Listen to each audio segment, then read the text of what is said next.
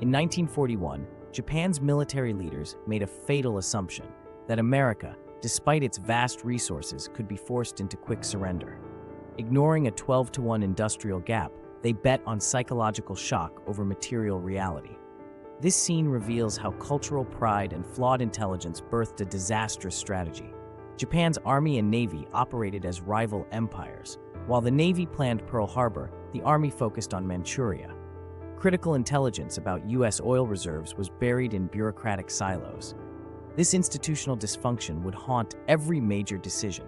December 7, 1941, Japan's carriers achieved tactical surprise, sinking battleships but missing fuel depots and carriers. The attack unified America overnight. U.S. industrial output, previously ignored by Japanese planners, would soon become their nightmare. June 1942 exposed Japan's strategic blindness.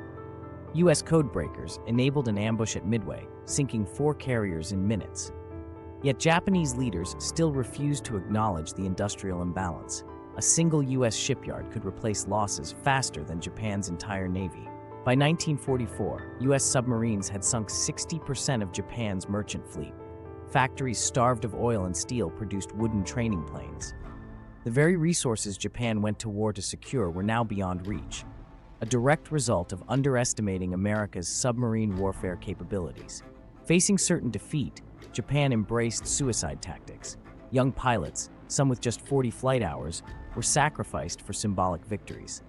This shift from strategy to spectacle revealed leadership's inability to confront reality, now measured in lives rather than military gains. The 1945 Okinawa campaign saw 200,000 casualties in 82 days. U.S. planners realized invading Japan's mainland could cost millions. Meanwhile, Japanese leaders still debated honorable resistance, ignoring that their people were now become the primary battlefield. The atomic bomb wasn't America's first choice, but a calculation. Projections showed conventional invasion might kill 1 million allies and 10 million Japanese. Truman's cabinet saw the bomb as the lesser evil, a horrific solution to a war prolonged by Japan's refusal to surrender.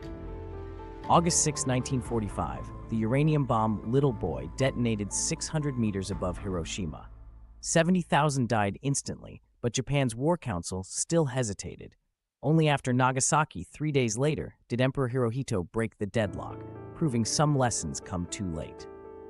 From Pearl Harbor to the atomic bomb, Japan's path shows how pride and poor intelligence create catastrophe. Today, as new powers rise, the same questions remain. Can leaders separate emotion from strategy? Will we recognize miscalculations before they become irreversible? The clock is ticking.